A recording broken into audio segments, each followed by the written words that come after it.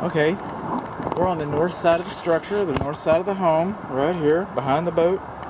And the vertical casement is in direct contact. This is a garage car entry, and the vertical casement is in direct contact with the ground. Now, there should be a gap there so that water doesn't wick up. Hear that? That's the door opener. Okay, so that water does not wick up and cause rot like it's done over here.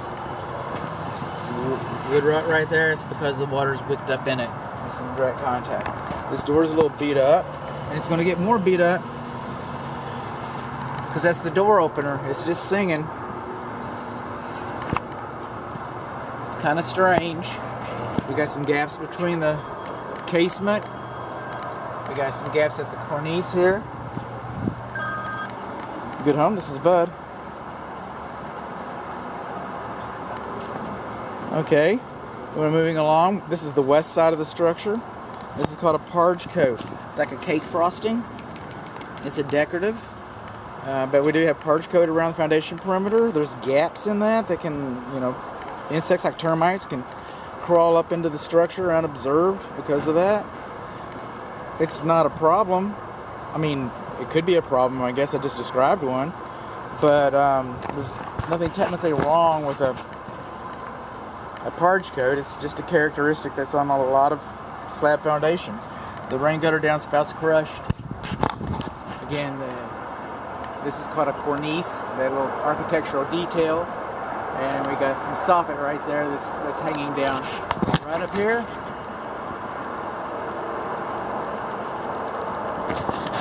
see that metal flashing right in there?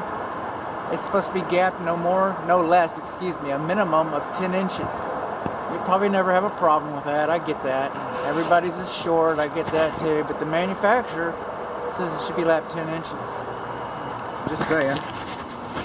Got some high soil, wood debris, wood to ground contact. All this should have been excavated. All this wood should have been removed. Got a little bit of a booger right here in your wall. Right there. Moving on along, more high soil, separations between the brickwork.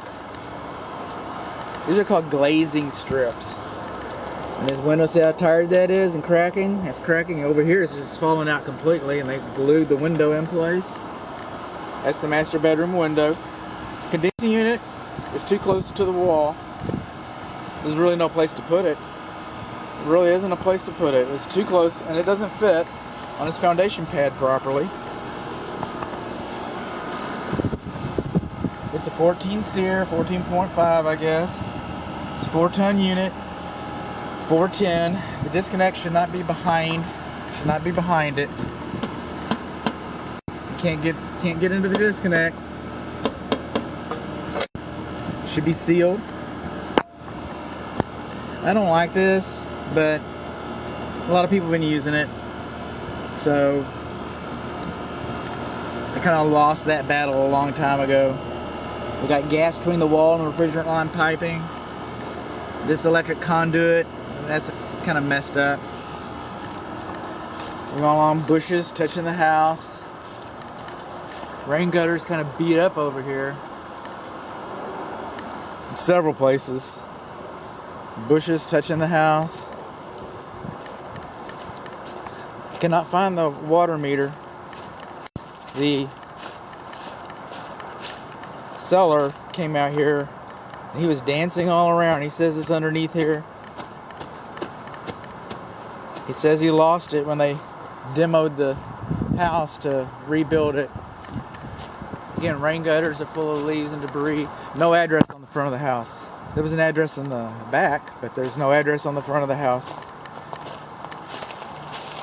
These are called weep holes. We want those. This is the temperature pressure. Actually, now it's just the pressure because it's a tankless water heater. This is the pressure relief valve, drain line. What's that? I don't know what that is. Anyway, it terminates it too close to the ground. It's supposed to be at least 3 inches above the ground. We've got a little bit of cracking in the foundation.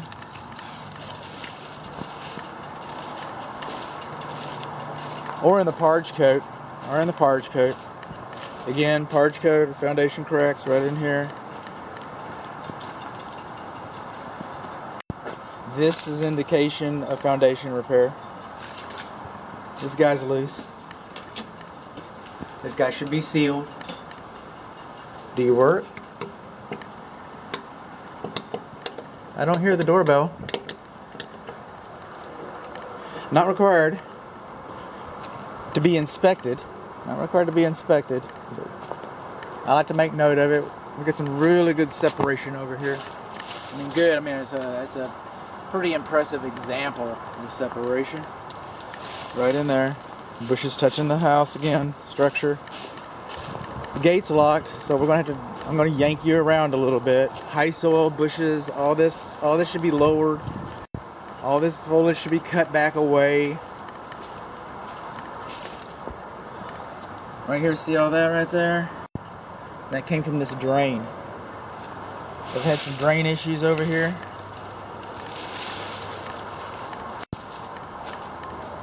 That should be cut back. Got a loose brick over there. I don't even know what that box is. I'm gonna try and find out after I get the ladder out to go on the roof. I'll carry the ladder around that side of the house. We're coming in the front. Oh, by the way, your lens. No lens.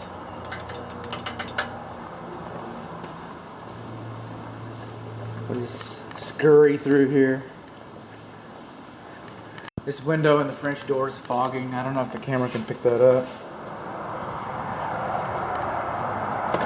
Continuing on along. More bushes, more bushes. No dead front cover plate. This is not supposed to be higher than 6 foot 6 inches. Meter's not supposed to be higher than 7 feet. So that's too high. Moving on along, foliage, foliage, foliage. Rain gutters discharging too close to the structure. This guy should be insulated, should be supported, should have an anti-vacuum breaker on it. This guy is inoperable and he's cracked. See that? Moving on along. Now I'm just kind of walking in here. I'll show you later. We'll do the garage tour. High soil, planter box, fence touching. Cannot find the water meter.